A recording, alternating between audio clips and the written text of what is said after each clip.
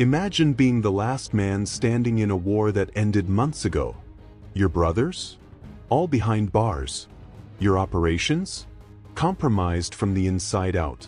Every shadow on the wall looks like a tactical team, and every siren in the distance feels like it's screaming your name. The hunters aren't just coming, they're already at the door. April 8, 2025. Howick, Auckland. The morning silence of this sleepy eastern suburb is suddenly obliterated. The high-pitched wail of police sirens tears through the air as New Zealand's national organized crime group swarms a modest residential home. Inside, a 36-year-old man, the national vice president of one of the world's most feared motorcycle gangs, listens to the boots hitting the pavement and realizes the clock has finally hit zero. But this wasn't just another sunrise raid. This was the capture of the last leader. The final piece of a high-stakes puzzle that would effectively decapitate an international criminal empire. But how did a brotherhood born on the streets of Sydney grow so powerful that it took the largest investigation in New Zealand history to bring them down? The rise of the syndicate. The name Comancheros carries a weight that strikes ice into the hearts of rivals. What began as a local motorcycle club in Sydney, Australia, morphed into a sophisticated, transnational crime syndicate. We're talking about a multi-million-dollar machine fueled by massive methamphetamine importation, high-stakes cocaine trafficking, intricate money laundering webs, brutal violence for hire. They were an army without borders, and when they set their sights on New Zealand, they didn't just walk in, they invaded. Fueled by 501 deportees, arriving from Australia with nothing to lose and everything to gain, the Comancheros began a ruthless expansion that would change the Pacific underworld forever. The illusion of impunity. For years, the gang operated as if they were untouchable. They moved millions of dollars in narcotics between Auckland and Christchurch with chilling efficiency. They scrubbed their dirty cash through legitimate businesses, hiding in plain sight while their president, Pasilica Nafahu, made a bold, public declaration. The Comancheros were the #1 gang in the country. They had the money, the muscle, and the influence. They thought they had won. But while the gang was busy building their empire, the authorities were building a trap. New Zealand law enforcement wasn't just watching, they were orchestrating the most comprehensive organized crime investigation the nation had ever seen. A silent storm was brewing, and the Comancheros were right in the eye of it. The empire was built on a foundation of glass, and the first crack was about to shatter everything. The deportee invasion. To understand how the Comancheros seized New Zealand, you have to look across the Tasman Sea to 2016. Australia had just unleashed a weapon that New Zealand wasn't prepared for, Section 501. Under this bad character policy, Australia began deporting thousands of convicted criminals back to their birthplaces. Since 2015, over 3,000 people have been sent back, many of whom hadn't stepped foot in New Zealand since they were children. Among the crowd of 500 ones were hardened street fighters, drug kingpins, and one man with a very specific set of skills, Pasilica Nafahu. Nafahu wasn't just another convict. He was the former sergeant-at-arms for the Australian Comancheros. While other deportees saw New Zealand as a prison sentence, Nafahu saw it as a blank canvas. The local underworld was dominated by legacy gangs like the Mongrel Mob and Black Power. But Nafahu knew they were playing a local game. He was playing a global one. By 2018, the New Zealand chapter of the Comancheros was officially born. They brought things the locals had never seen. Direct lines to Mexican cartels flooding the Pacific with ice and cocaine. High-level money laundering that bypassed traditional banking. Transnational resources that made local gangs look like amateurs. Nafahu didn't just join the criminal landscape, he redefined it. But his meteoric rise was already being tracked by a silent predator, the New Zealand police. Building the empire and the paramilitary. By 2019, the Comancheros weren't just a motorcycle club, they were a corporate syndicate. When the first strikes of Operation Nova landed, the public was stunned. Police seized over $3.7 million in assets, including gold-plated motorcycles and luxury supercars. But the money wasn't the most terrifying part. Inside the investigation, detectives discovered something chilling. The Comancheros were preparing for war. Police alleged the gang had brought in a specialized trainer to provide military-style combat training to 15 select members. These weren't just gang members anymore, they were being forged into soldiers. Their business model was just as disciplined. They operated on a commission system. The $5,000 rule. For every kilogram of narcotics sold, a $5,000 tax flowed directly to the leadership. This wasn't just profit. It was a war chest used to buy weapons, fund expansion, and pay for the military training designed to challenge the state itself. They were untouchable, or so they thought. The South Island expansion. Success breeds ego, and ego breeds expansion. By 2024, the Comancheros moved to conquer the South Island. Through an 8-month sting dubbed Operation Avon, police watched as a sophisticated relay system was established between Auckland and Christchurch. The scale was staggering. Detective Inspector Darren Penson revealed that in just a few weeks, the gang had moved $15 million worth of drugs across the Cook Strait. They were at the height of their power, their tentacles reaching into every corner of the country. But the Comancheros had made one fatal mistake. Their greatest strength, their massive, complex international network, was also their greatest vulnerability. Every shipment, every tax payment, and every military drill left a digital footprint. The police weren't just watching anymore. They were waiting for the perfect moment to pull the trigger. Operation Avon didn't just find a drug ring. It uncovered a logistics network that would make a Fortune 500 company jealous. This wasn't a series of lucky breaks for the Comancheros. It was a high-frequency supply chain. The numbers were staggering. Every fortnight, like clockwork, 4 kilograms of Class A drugs were ferried from the North Island to the South. That is $1.4 million in street value every 2 weeks.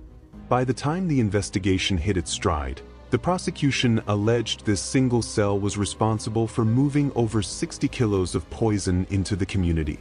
August 29, 2024. The hammer fell. In a coordinated strike across Auckland and Christchurch, 18 men were dragged from their beds. In Christchurch, the victory was absolute. Every single patched member of the chapter was hauled away in handcuffs. It was a total decapitation of the South Island operation. The haul? 5 kilograms of Class A narcotics, 11 firearms and crates of ammunition, $250,000 in cold cash, $1.9 million in restrained assets, including a luxury Auckland estate and a fleet of 11 vehicles. But as New Zealand detectives celebrated, their phones began to ring.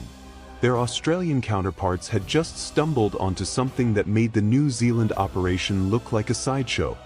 The $760 million mistake. November 30, 2024. Queensland, Australia. The Australian Federal Police, AFP, were tracking a ghost. Operation Tyrannos had identified a mothership lurking in international waters, hundreds of kilometers off the coast. This ship wasn't carrying cargo, it was carrying 2.34 tons of cocaine. This was the largest cocaine conspiracy in Australian history, $760 million worth of product. And sitting right at the heart of the conspiracy? The vice president of the Comanchero's Brisbane chapter. The plan was cinematic. A smaller vessel was dispatched to meet the mothership in the dead of night, transfer the haul, and slip back into a quiet Queensland port. But then the unthinkable happened. The engine failed. As the traffickers drifted helplessly at sea, the AFP and Queensland police pounced. This wasn't just a bust, it was proof that the Comancheros had evolved. They weren't just street gangs, they were maritime partners with South American cartels, operating on a global chessboard. The last man standing. Back in New Zealand, the #1 gang was now a ghost of its former self. By early 2025, Commissioner Andrew Coster delivered the final tally, 137 charges laid against the syndicate. 17 office holders, 10 patched members, and 14 prospects were all behind bars. The empire Basilica Nafahu built was being dismantled piece by piece. Yet one seat at the high table remained empty. The national vice president, a 36-year-old shadow, had managed to dodge every raid, every checkpoint, and every wiretap. He was the last king, the final obstacle to a total police victory. Intelligence linked him to a massive meth importation at the port of Tauranga in December 2024, a port that had already seen over 11,000 kilograms of narcotics seized in recent years. He knew the evidence was mounting. He knew the port of Tauranga was crawling with customs agents. And he knew his brothers were already beginning to talk. He thought he was the smartest man in the room. He thought he had stayed one step ahead of the most comprehensive investigation in history. But on April 8, 2025, the quiet streets of Howick were about to remind him that even the most sophisticated empire eventually runs out of time. The Australian Federal Police had already checkmated the Brisbane vice president in a $760 million cocaine bust. The Christchurch chapter had been wiped off the map. Only one piece remained on the board, the last king. And he was about to learn that in the world of high-stakes crime, the bigger you are, the louder you fall. The fall of the last king. April 8, 2025. Howick, Auckland. 4 months, the national vice president of the Comancheros had lived as a ghost. While his brothers were being hauled into prison transport vans, the 36-year-old managed to stay free in the quiet, manicured suburbs of East Auckland. He thought he was safe. He thought the transnational wall between him and the Australian busts would hold. He was wrong. Yesterday, the silence of Howick was shattered. The National Organised Crime Group didn't just knock. They dismantled his world. This wasn't a street-level bust for a few grams of powder. This was the capture of a tactical mastermind. The charges against him are a roadmap of global chaos. The Tauranga port operation, importing massive quantities of methamphetamine in December. The cocaine pipeline, orchestrating multi-million-dollar importations earlier this year. Criminal group participation, acting as the glue for a syndicate that spanned continents. Assistant Commissioner Paul Basham's words were cold and precise. Transnational organized criminal groups. That's police speak for cartel connections. Significant role. That's police speak for the boss. With this one arrest, the leadership of the Comancheros didn't just stumble, it ceased to exist. The empire in ruins. This was the single biggest blow to organized crime since Operation Nova began in 2019. From the first arrest of Basilica Nafahu to this final takedown in Howick, law enforcement has systematically peeled back every layer of the Comanchero onion. But what about the man who started it all?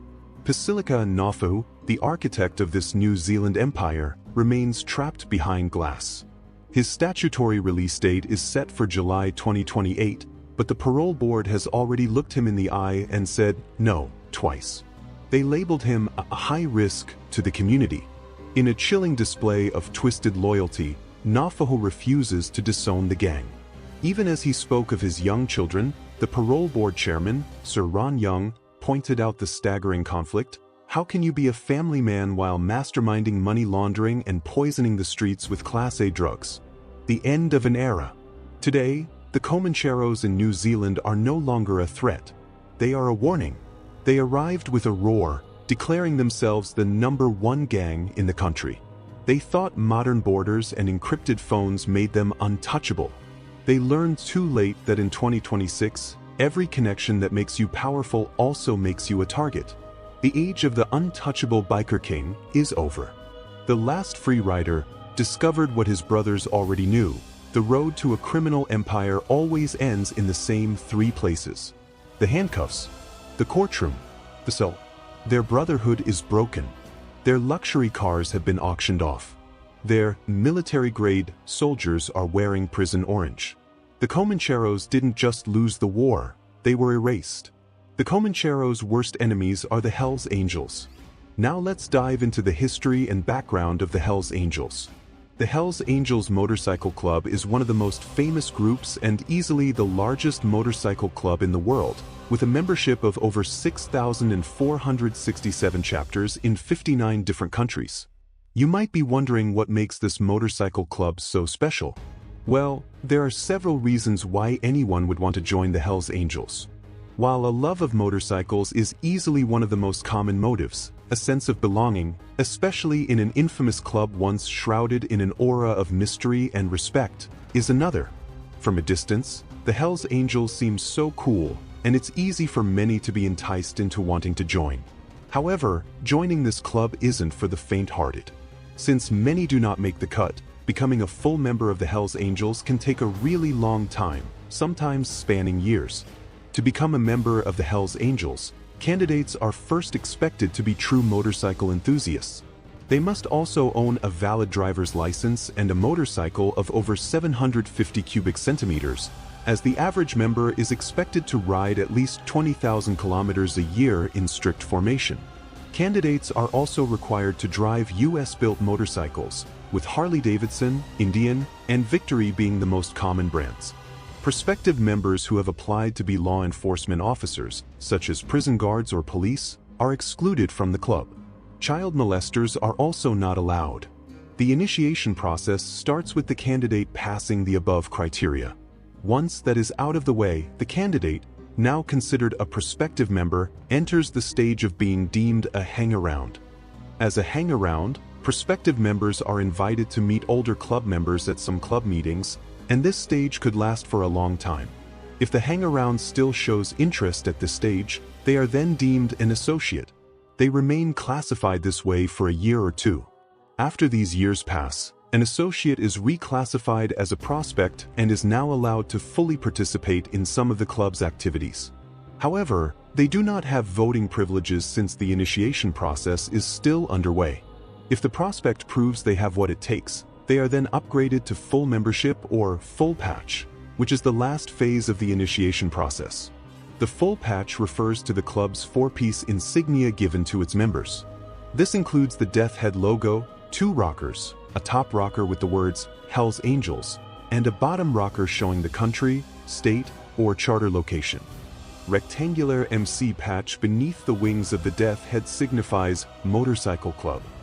Prospects are only allowed to wear the bottom rocker along with the MC patch. The final stage of becoming a full member begins with the voting process. A prospect can only become a full member or full patch when they are unanimously voted in by all full members of the club. Hence, a prospect is often required to travel across chapters in their country and introduce themselves to other members. Voting becomes easier once these members have gotten to know the prospect and have vetted them. The prospect must receive 100% of the votes, as a single vote against them means the prospecting stage continues until they are fully voted in. Once they have been voted in, prospects are required to reaffirm their loyalty to the club, and the Hells Angels rocker is finally awarded to them as the final part of the initiation ceremony. At this stage, known as being patched, prospects become full members. Full members of the Hells Angels are recognized by their infamous insignia, the full patch, but this remains the property of the club, not the member, even after the initiation process. The club's official colors are red lettering on a white background, leading to the nickname the Red and White. Members wear their patches on leather or denim jackets and vests. Some members wear an AFFA patch, meaning Angels Forever, Forever Angels, indicating lifelong membership. Another patch consists of 2 Nazi-style SS lightning bolts beneath the words Filthy Few, worn by select members. According to the club, this patch is a type of merit badge awarded to members who are first to arrive at and last to leave a party. However, some law enforcement officers allege that this patch is worn by members who have committed or are willing to commit murder on behalf of the club. In some cases, members may wear patches that signify their rank within the organization. These small, rectangular patches display the titles of the members in red letters on a white background. Common titles include President, Sergeant-at-Arms, Treasurer, Vice President, and more. If a member is ejected from the club or chooses to leave, they are required to return their patches to the club. Members are expected to pay dues that finance burials and motorcycle runs. Attendance at club meetings and motorcycle runs is also mandatory. Contrary to popular belief, most Hells Angels members are not drug addicts. The club prohibits intravenous drug use, and many members are known to be fitness enthusiasts. According to Jay Dobbins, an investigative agent who went undercover and infiltrated the Hells Angels from 2001 to 2003, the club has strict rules concerning interactions with women. Wives or girlfriends of members are strictly off-limits, and violations of this rule are met with severe, often violent, consequences. Dobbins also mentioned that members are not allowed to speak to one another while wearing sunglasses. Additionally, members must remove their riding gloves before shaking hands. Prospects are forbidden from patting a member's back or touching the Hells Angels patch, with severe consequences for breaking this rule. Those who leave the club on bad terms have all possessions related to the club taken away from them, including the removal of tattoos that indicate club affiliation. Prospects, along with members' girlfriends and wives, are allowed to wear the number 81, which stands for Support 81, with 8 representing H and 1 representing. The Hells Angels do not have an overall president.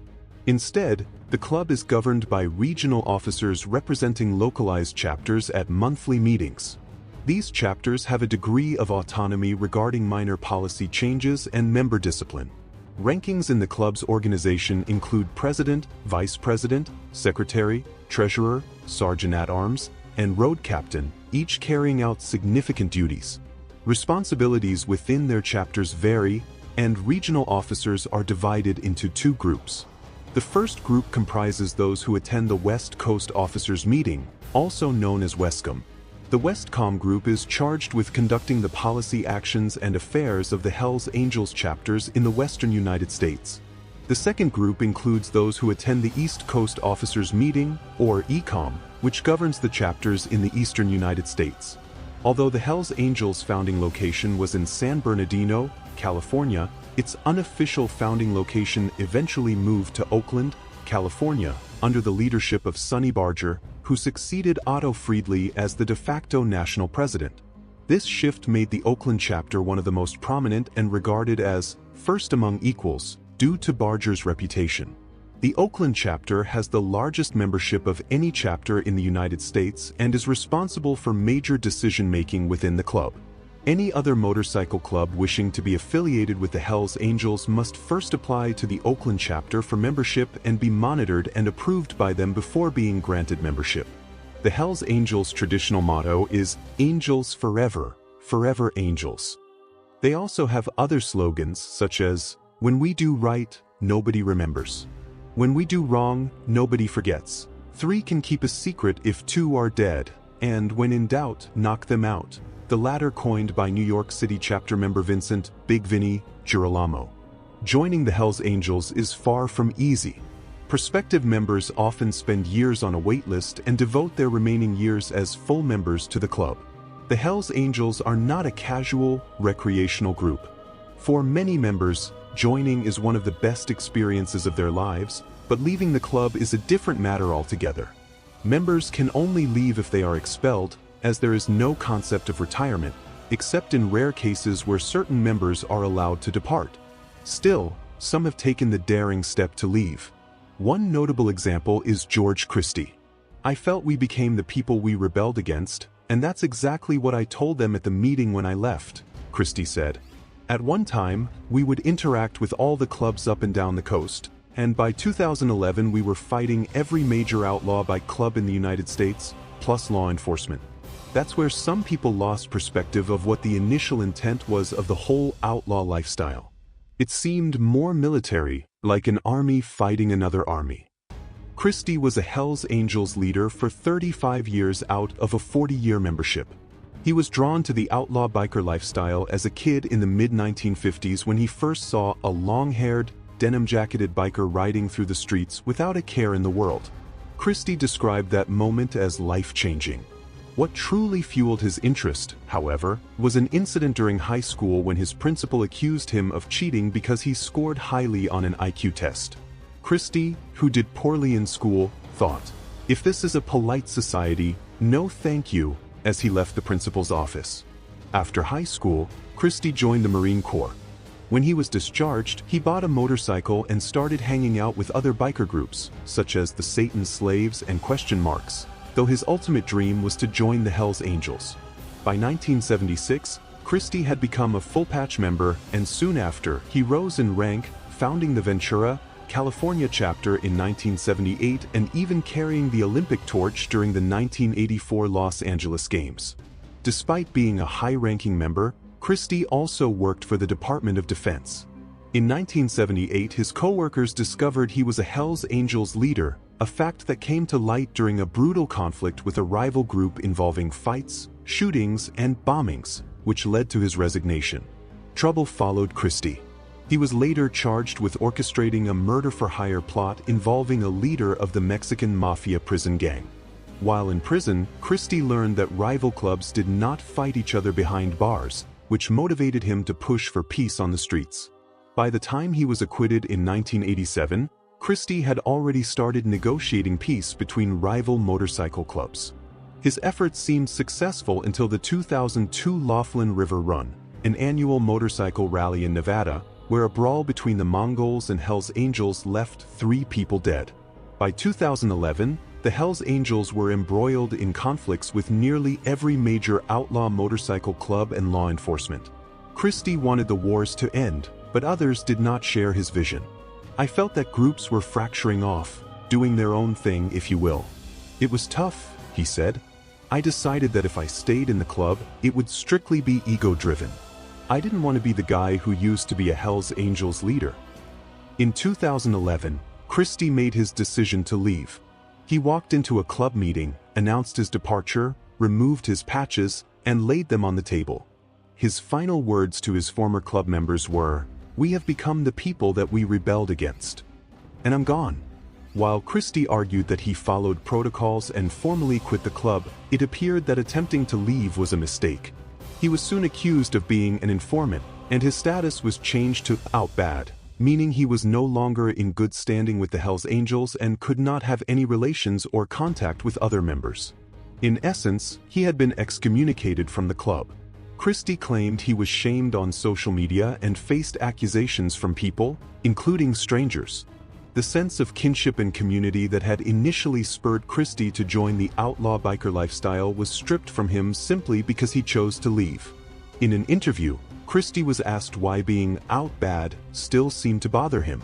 His response was, "Being out bad with no contact in the outlaw motorcycle world is like a stigma. They don't want people interacting with you. They don't want people talking to you. Club members who I was friendly with after I left had their memberships in jeopardy if they communicated with me." He continued, "When I left, it kind of reminded me of a divorce. At first, everyone wanted to be amiable. They weren't happy about my decision, but they understood it. As things progressed, it became aggressive, and it was hard to take. The phone rings, and you pick up, and it's one of your former brothers telling you you're no longer a friend to us. That's my whole life because I didn't have many friends outside the club. It was a hard pill to swallow." George Christie wasn't the only one to suffer this tragic fate after leaving the Hells Angels Motorcycle Club. "My name is Jay Dobbins. I'm a retired undercover federal agent and I infiltrated the Hells Angels," said Jay Dobbins, who infiltrated the Hells Angels between 2001 and 2003. Dobbins, a former football player and athlete, decided to join the Bureau of Alcohol, Tobacco, and Firearms, ATF, after surviving a critical shooting during an operation in 1987. By 2002, when the war between the Hells Angels and the Mongols was at its peak, federal law enforcement launched an undercover operation called Operation Black Biscuit. Dobbins, posing as a gun runner and debt collector, went by the name Jay Davis, and was known to gang members as Jaybird. Dobbins staged a fake murder to gain the Hells Angels' trust. A law enforcement officer posed as a Mongols biker, covered in lamb blood and brains, and was laid in a shallow grave for photographs and videos. Dobbins mailed a blood-stained Mongols patch to the Hells Angels, impressing the leadership so much that they immediately voted him as a fully patched member of the Mesa, Arizona charter, although they later denied this. Unfortunately, as Dobbins moved up the ranks, the lifestyle began to strain his family life. I had an argument with my wife. At one point, I came home after being away for an extended period. I walked in like Jaybird Davis walks into my house, and she's like, "You cannot be gone and come here and treat me and our kids like we're street people." Despite acknowledging that the Hells Angels could be dangerous, Dobbins admitted to respecting some members. After his true identity was revealed in 2004, the Hells Angels felt betrayed and directed their threats at his family. Plans to inject him with HIV, gang rape his wife and daughter, and kidnap and murder his son were uncovered. The ATF downplayed the threats, claiming no one had forced Dobbins to go undercover. Even when an arson attack occurred at his Tucson, Arizona home with his family inside, the Bureau didn't take the threat seriously. Though his family survived, their home and belongings were destroyed. Dobbins filed and won a lawsuit against the ATF in 2014. He later wrote a book, No Angel: My Harrowing Undercover Journey to the Inner Circle of the Hells Angels, which became a New York Times bestseller. The book detailed the Hells Angels investigation and its impact on his career and life. Despite the tragic events following his departure, Dobbins now runs a company focused on law enforcement training. Finally, there is the case of David LaBrava. Unlike others who faced hardship after leaving the Hells Angels, LaBrava left in good standing. Known for his role as Happy Loman in the FX series Sons of Anarchy, LaBrava was a real-life member of the Hells Angels. Initially hired as a technical advisor for the show in 2008 to ensure accurate depictions of a motorcycle club, he was later given a role and portrayed the hitman Happy Loman. LaBrava stayed with the Hells Angels until 2019, when he announced his departure via an Instagram post. "I want to say I am no longer a member of the largest motorcycle club in the world, the Hells Angels MC. The only club I'm a member of now is the human race," he wrote. He added that it was his own decision to leave and that he was no longer a patch holder, considering himself a civilian. Unlike others, LaBrava's exit was amicable, and he has had no negative experiences with the club since. Non-bikers might not understand the allure of the Hells Angels Motorcycle Club, but motorcycle enthusiasts are often in awe of the club, eager to join. This respect is linked to the club's storied history.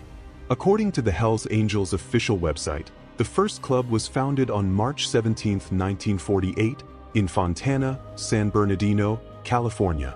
Before then, various motorcycle clubs existed independently. Otto Friedli, a World War II veteran, was credited with founding the club after breaking away from the Pissed Off Bastards Motorcycle Club due to a feud with a rival gang. Another theory suggests that the Hells Angels was founded on November 15, 1951, by Dick White in San Bernardino. White was said to be a member of the Redlands Road Runners. The club attributes its name to Arvid Olsen, an acquaintance of the founders who served in the Hells Angel Squadron of the Flying Tigers during World War II. The club's official colors, red and white, and its charter, allegedly drawn up in 1950, reflect this heritage. Chapters began to emerge across California, operating independently. The San Francisco chapter formed in 1954, followed by North Sacramento in 1956.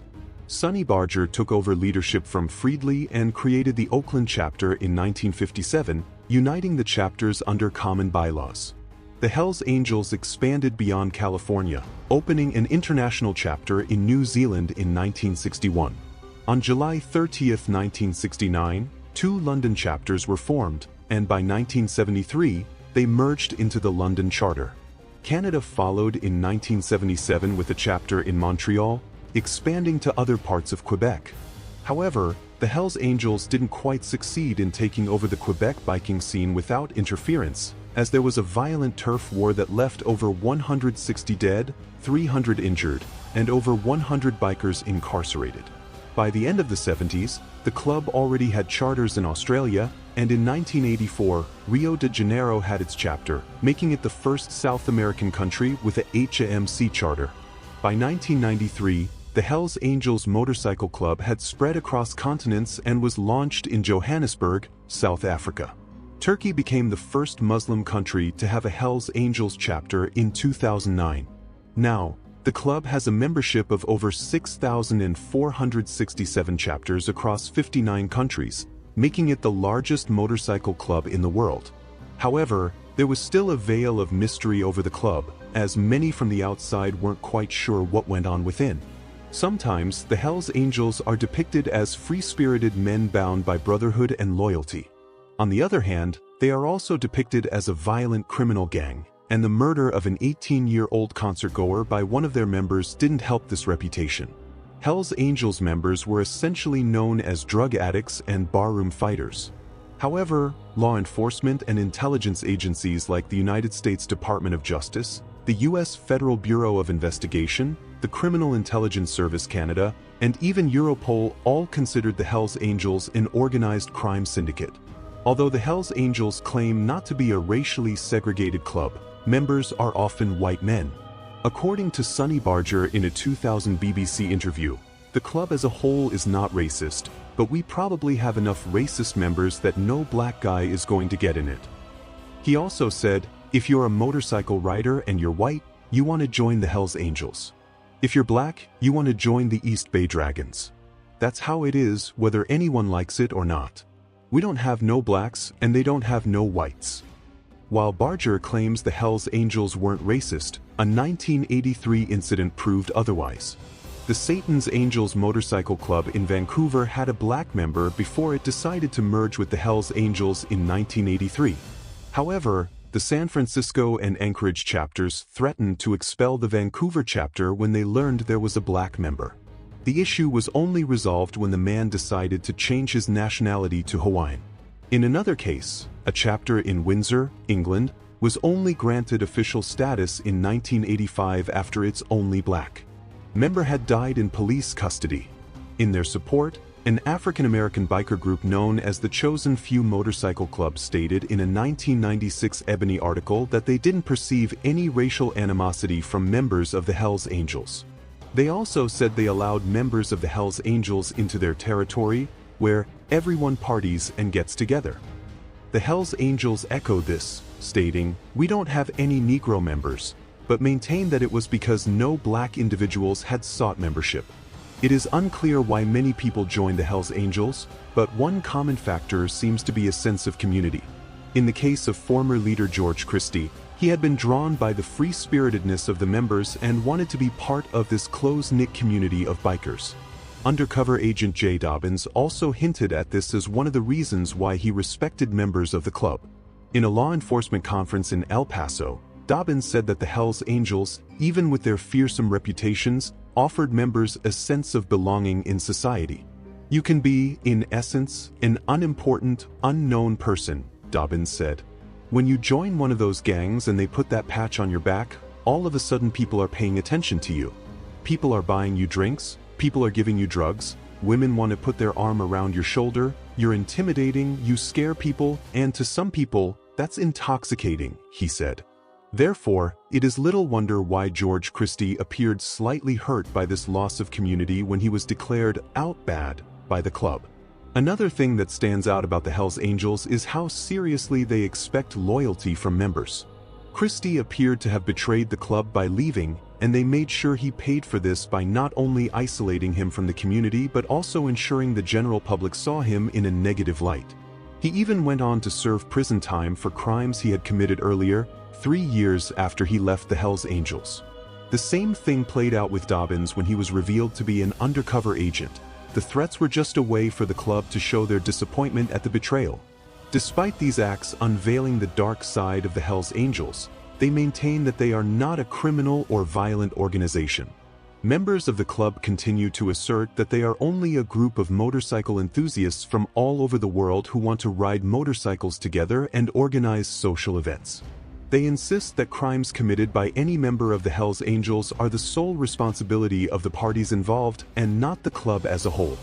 Even though the Hells Angels insist on being a social group, there are several instances that have shown the violent nature of the club. First is the tragic case of Meredith Curly Hunter Jr., the 18-year-old American who was stabbed to death by a member of the Hells Angels at the 1969 Altamont Free Concert. What makes the death of Meredith Hunter most unfortunate was that the incident was caught on camera and became a central scene in the documentary Gimme Shelter by the Maysles brothers.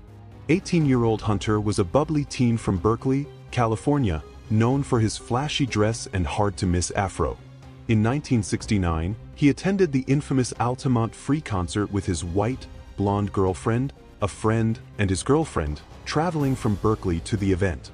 His sister, Dixie, had warned him not to attend, as racism was still prevalent in the outer reaches of Alameda County. However, Hunter shrugged it off but armed himself with a .22 Smith & Wesson revolver just in case he needed protection. It's important to note that the unfortunate incident at the Altamont Free concert could have been avoided had the event been well planned. There were hundreds of thousands of people at the venue, and the stage was set so low that the crowd pressed in, making the stage look small and uncomfortable. Members of the Hells Angels present at the concert saw this and took advantage of the situation, offering to prevent artists from being approached by overzealous fans who attempted to get on the stage. All they needed in exchange for this service was $500 worth of beer. They parked their motorcycles in front of the stage and ensured no one tried to get close. By the time the Rolling Stones mounted the stage later that night, the crowd had become restless and was pressing on the stage. The Hells Angels, already drunk, began throwing their empty beer cans at the restless crowd, which further increased the tension in the air. The lead singer, Mick Jagger, had to pause and speak to the crowd, urging them to calm down and stop pushing. "I can't do any more than just ask you, beg you," he said. "Just to keep it together, you can do it. It's within your power. Everyone, Hells Angels, everybody, let's just keep ourselves together." Still, the crowd pressed on, and Hunter, with his bright lime green suit, could be spotted in the crowd. After a few minutes of calm, the band started performing again. This time, Hunter climbed up a speaker box next to the stage. He then got into a scuffle with the Hells Angels on guard and was chased back into the crowd, where 4 other angels descended on him. After a few minutes, Hunter, who had been high on drugs, angrily returned to the front of the stage. He was so furious that his girlfriend, Patty Bredhoft, tearfully begged him to move farther back into the crowd with her.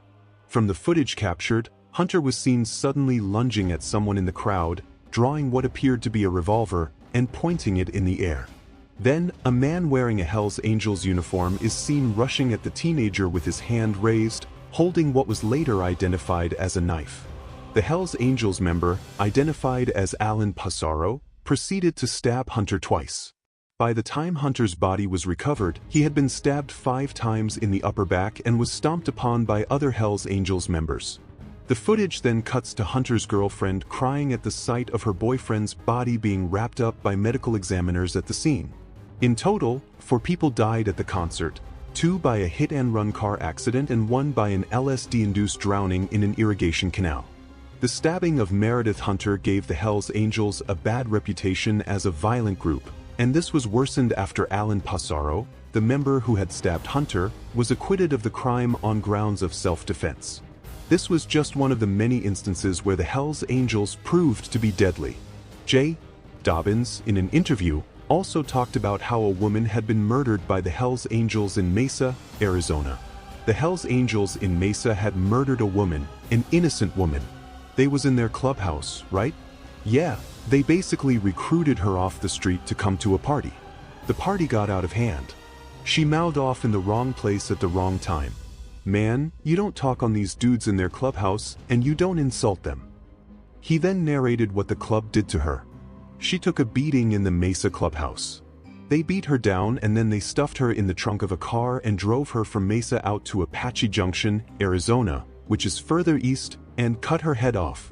These notable events showed how brutal the Hells Angels could be when faced with what was perceived to be disrespect or even betrayal.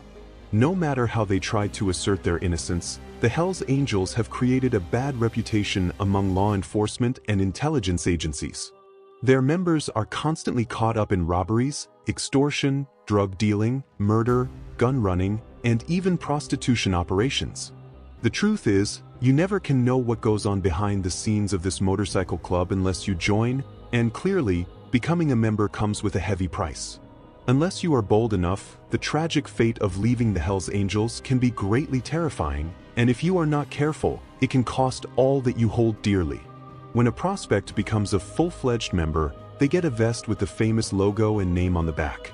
If one of the bikers gets arrested, he'll hand his vest to a fellow member to avoid tainting it in jail. If they get hurt and need an emergency procedure, they'll do whatever possible to prevent the vest from being cut or torn off.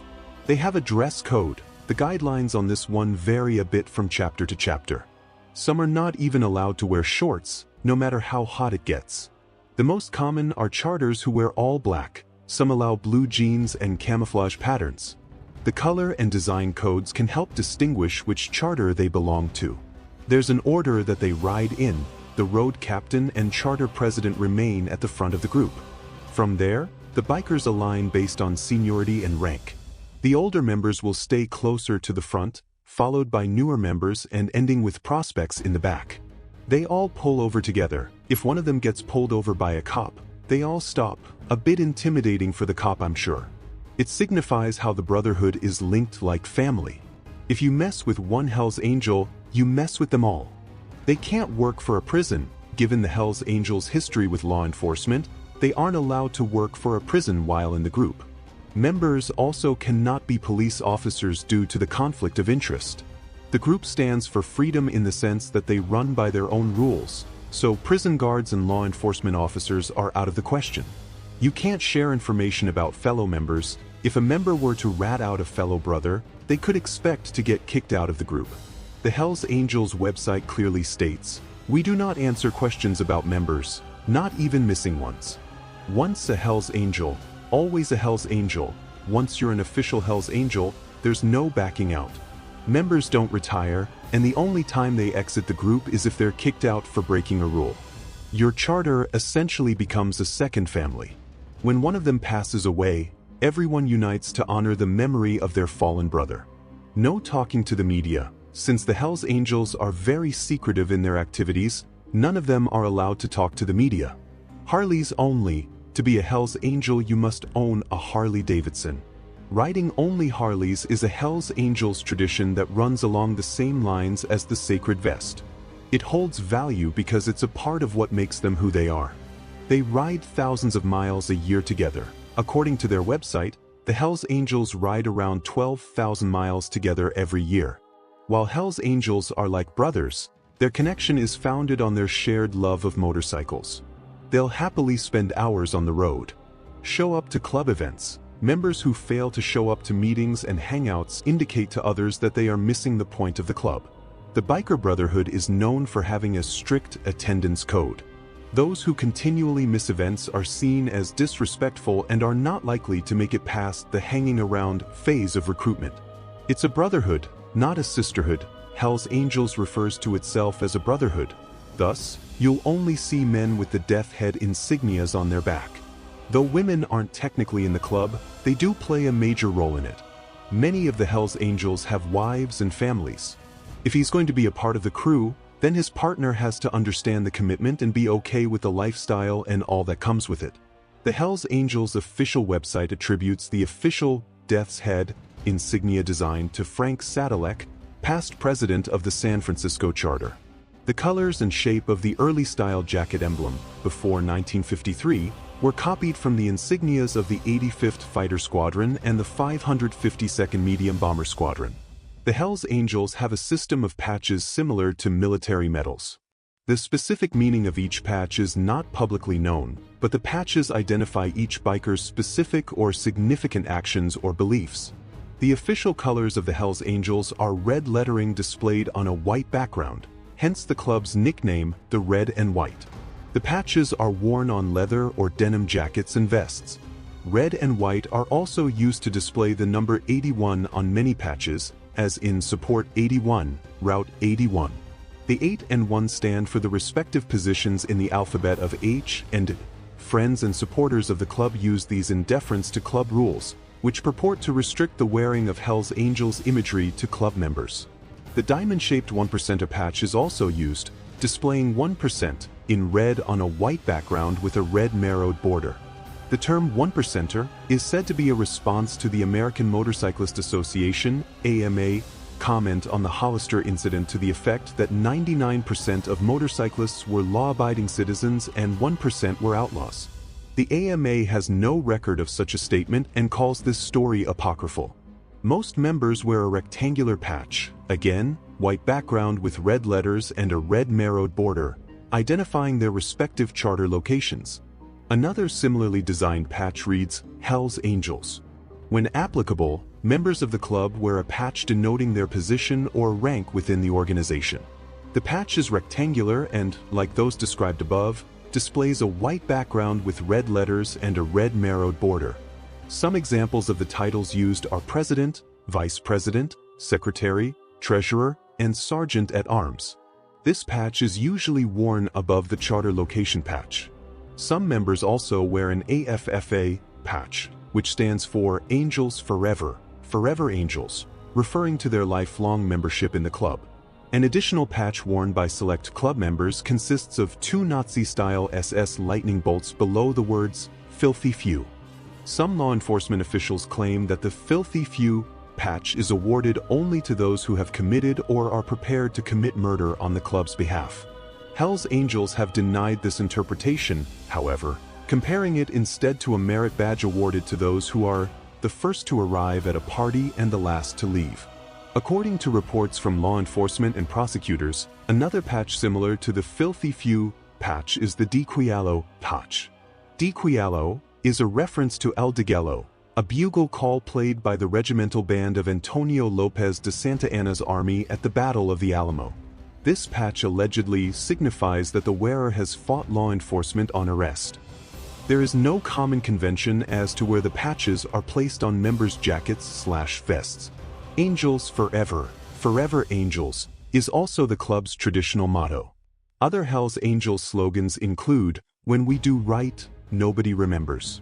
When we do wrong, nobody forgets. 3 can keep a secret if 2 are dead, and when in doubt, knock 'em out, which was coined by New York City Charter member Vincent Big Vinny Girolamo.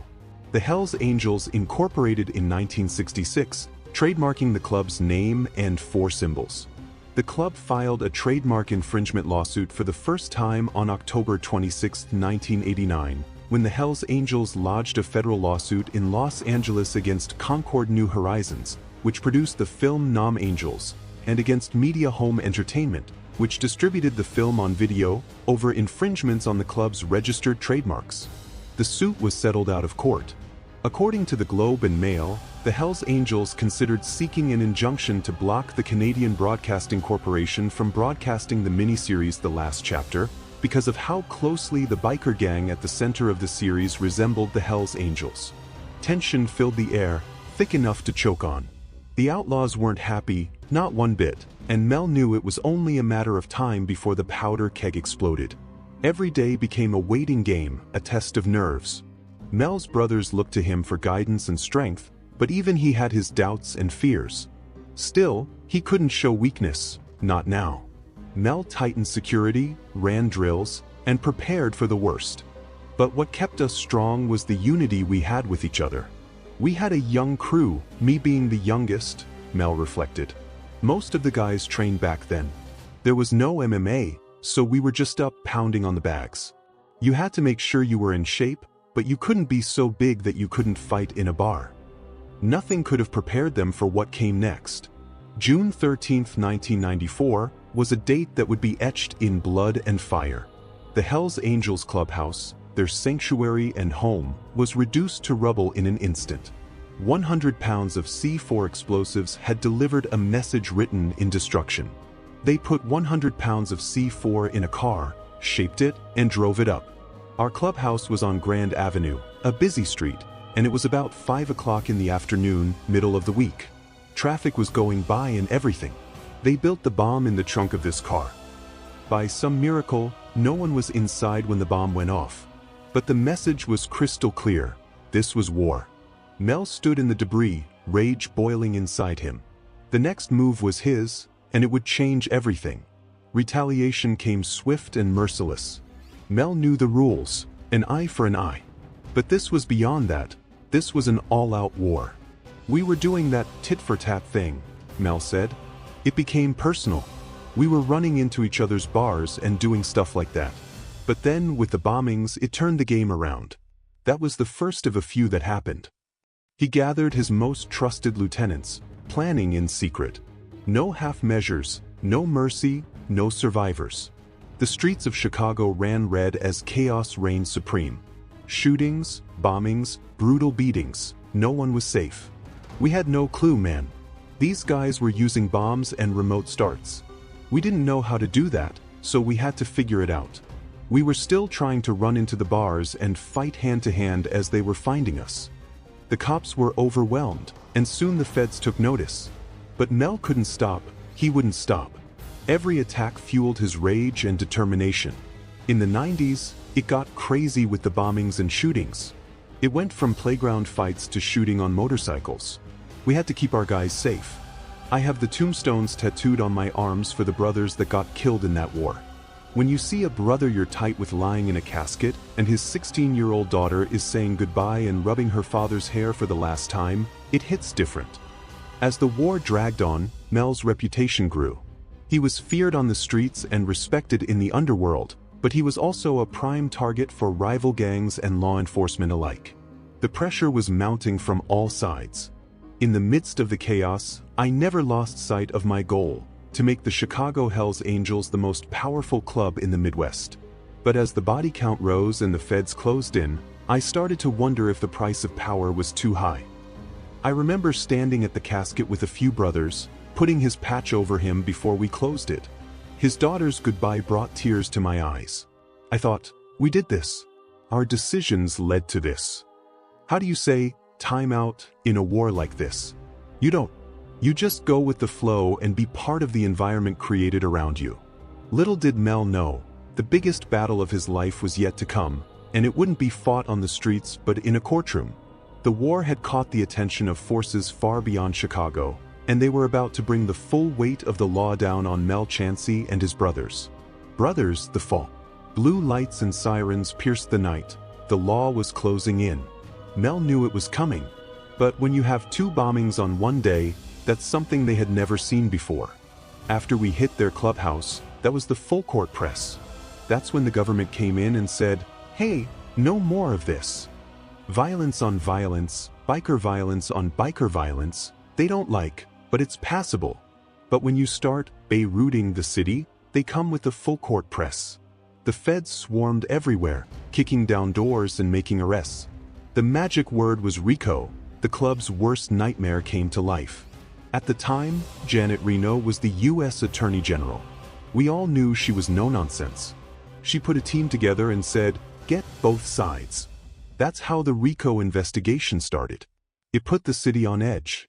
She nicknamed the operation Operation Lucifer and put the full court press on us and the outlaws. In 1997, the first RICO indictments hit, and they targeted the outlaws first. They had them on predicate acts, fighting us, the bombing. The guy who placed the bomb flipped for the government later in life, giving them the full story of what happened. Before the indictment hit the Hells Angels, Mel received a 4-year sentence for beating up a DJ who was abusing his ex-girlfriend. I went to prison in '98 for beating that guy up. Remember Dee's story in the house? I beat the guy who was abusing my ex-girlfriend. I kind of took it to a level, and I got a 4-year sentence for that one. So, I'm in state prison in '98, knowing that the RICO case is being put together against us. I'm hearing the buzz from the streets, with people telling me they're building this RICO case on us. Mel watched his empire crumble as brother turned on brother. One of the Hell's henchmen, who hadn't made it to the Angels' side, flipped. He was a good friend of Mel's, and Mel didn't know he had turned. Mel was the target. His name was Jim, and the authorities told Jim, we want Mel. Plea deals and witness protection programs shattered the old code of silence. But Mel wouldn't break, he couldn't. Even as the evidence mounted and the charges piled up, he stood firm, a captain going down with his ship. The trial was a media circus, with Mel at the center. He remained defiant to the end, but the verdict was never really in doubt, guilty on all counts. So, I pled guilty to mail fraud and got 18 months. The day I was released from the state penitentiary, I went into the Sally Port. They switched my handcuffs, and the marshals picked me up and took me to a federal holding facility, then designated me to a federal prison. I really did back-to-back sentences. They led him away in chains. Mel couldn't help but wonder, was it all worth it? All the blood, all the sacrifice. For what? A patch, a reputation, or something more, something he couldn't yet see? As Mel's sentence neared its end, a glimmer of hope appeared on the horizon. In late 2000, Mel Chansey walked out of federal prison a free man once more. Chicago's own outlaw motorcycle club, the Hell's Henchmen, was where Mel found his tribe. But respect had to be earned the hard way. They said, the stories. The same guys that showed me how to train heavy and crazy were the same guys that showed me how to do the motorcycle lifestyle. But that's how I stepped into that world. He started as a prospect, the lowest of the low, cleaning, running errands, and taking orders from everyone. It wasn't glamorous, but Mel didn't complain. He had something to prove, not just to the club but to himself and the world. "How old are you now?" they asked. I said, "It's only been a year and some change. I'm 19. "Man, you're going to age rough. You look older. You want to come in the club?" "I do." "Okay, come on. Let's make it official. You become an official hang-around and a prospect, and then you get voted for your patch." Yeah, so that's how it happened, and that's what I did. I was very eager. When Mel got into that world, he wanted to learn everything about it. He worked harder, trained harder, fought harder. His fists did the talking, and people started listening. Rivals learned to fear him, and brothers learned to trust him. But in that world comes the nonsense, the violence, the tit-for-tat with other clubs. I was into that part. Those guys showed me the violent side of the lifestyle. Slowly but surely, Mel climbed the ranks of the Hell's Henchmen. The older members watched, sizing him up. Was this kid for real, or just another wannabe? Mel's dedication was put to the test time and time again. He ran errands that often skirted the edge of legality. I would be out every night as a prospect doing all this stuff. I stood watch during deals that I knew better than to ask about. And when rival gangs came knocking, I was always first in line to defend my brothers. "Learned it fast and I watched it," Mel said. "I watched how some of these guys came right in, and when it was time to fight and throw hands, there was no question about it." Finally, after months of grueling tests and trials, the moment Mel had been waiting for arrived. They called him to the front of the clubhouse. The air was thick with anticipation. The president, a grizzled old biker with more scars than teeth, looked Mel up and down. For a moment, the world stood still. Then, with a gruff nod, he handed Mel his colors. Mel Chansey was now a full-patch member of the Hell's Henchmen. "I got my patch right before I was 21, Mel recalled. But what kept us strong was the unity we had with each other. We had a young crew, me being the youngest, Mel reflected. Most of the guys trained back then. There was no MMA, so we were just up pounding on the bags. You had to make sure you were in shape, but you couldn't be so big that you couldn't fight in a bar." Nothing could have prepared them for what came next. June 13, 1994, was a date that would be etched in blood and fire. The Hells Angels clubhouse, their sanctuary and home, was reduced to rubble in an instant. 100 pounds of C4 explosives had delivered a message written in destruction. They put 100 pounds of C4 in a car, shaped it, and drove it up.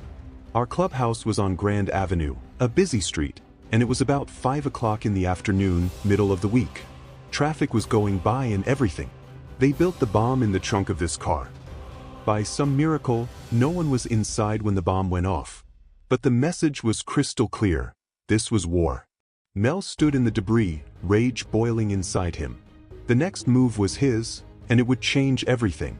Retaliation came swift and merciless. Mel knew the rules, an eye for an eye. But this was beyond that. This was an all-out war. "We were doing that tit-for-tat thing," Mel said. "It became personal. We were running into each other's bars and doing stuff like that. But then, with the bombings, it turned the game around. That was the first of a few that happened." He gathered his most trusted lieutenants, planning in secret. No half measures, no mercy, no survivors. The streets of Chicago ran red as chaos reigned supreme. Shootings, bombings, brutal beatings, no one was safe. We had no clue, man. These guys were using bombs and remote starts. We didn't know how to do that, so we had to figure it out. We were still trying to run into the bars and fight hand-to-hand as they were finding us. The cops were overwhelmed, and soon the feds took notice. But Mel couldn't stop, he wouldn't stop. Every attack fueled his rage and determination. In the 90s, it got crazy with the bombings and shootings. It went from playground fights to shooting on motorcycles. We had to keep our guys safe. I have the tombstones tattooed on my arms for the brothers that got killed in that war. When you see a brother you're tight with lying in a casket, and his 16-year-old daughter is saying goodbye and rubbing her father's hair for the last time, it hits different. As the war dragged on, Mel's reputation grew. He was feared on the streets and respected in the underworld, but he was also a prime target for rival gangs and law enforcement alike. The pressure was mounting from all sides. In the midst of the chaos, I never lost sight of my goal: to make the Chicago Hells Angels the most powerful club in the Midwest. But as the body count rose and the feds closed in, I started to wonder if the price of power was too high. I remember standing at the casket with a few brothers, putting his patch over him before we closed it. His daughter's goodbye brought tears to my eyes. I thought, we did this. Our decisions led to this. How do you say, time out, in a war like this? You don't. You just go with the flow and be part of the environment created around you. Little did Mel know, the biggest battle of his life was yet to come, and it wouldn't be fought on the streets but in a courtroom. The war had caught the attention of forces far beyond Chicago, and they were about to bring the full weight of the law down on Mel Chansey and his brothers. Brothers, the fall. Blue lights and sirens pierced the night. The law was closing in. Mel knew it was coming. But when you have 2 bombings on one day, that's something they had never seen before. After we hit their clubhouse, that was the full court press. That's when the government came in and said, hey, no more of this. Violence on violence, biker violence on biker violence, they don't like, but it's passable. But when you start Beiruting the city, they come with the full court press. The feds swarmed everywhere, kicking down doors and making arrests. The magic word was RICO. The club's worst nightmare came to life. At the time, Janet Reno was the U.S. Attorney General. We all knew she was no-nonsense. She put a team together and said, get both sides. That's how the RICO investigation started. It put the city on edge. She nicknamed the operation Operation Lucifer, and put the full court press on us and the outlaws. In 1997, the first RICO indictments hit, and they targeted the outlaws first. They had them on predicate acts, fighting us, the bombing. The guy who placed the bomb flipped for the government later in life, giving them the full story of what happened. Before the indictment hit the Hells Angels, Mel received a 4-year sentence for beating up a DJ who was abusing his ex-girlfriend. I went to prison in '98 for beating that guy up. Remember Dee's story in the house? I beat the guy who was abusing my ex-girlfriend. I kind of took it to a level, and I got a 4-year sentence for that one. So, I'm in state prison in '98, knowing that the RICO case is being put together against us. I'm hearing the buzz from the streets, with people telling me they're building this RICO case on us. Mel watched his empire crumble as brother turned on brother. One of the Hell's henchmen, who hadn't made it to the Angels' side, flipped. He was a good friend of Mel's, and Mel didn't know he had turned. Mel was the target. His name was Jim, and the authorities told Jim, we want Mel. Plea deals and witness protection programs shattered the old code of silence. But Mel wouldn't break. He couldn't. Even as the evidence mounted and the charges piled up, he stood firm, a captain going down with his ship. The trial was a media circus, with Mel at the center. He remained defiant to the end, but the verdict was never really in doubt, guilty on all counts. So, I pled guilty to mail fraud and got 18 months. The day I was released from the state penitentiary, I went into the Sally Port. They switched my handcuffs, and the marshals picked me up and took me to a federal holding facility, then designated me to a federal prison. I really did back-to-back sentences.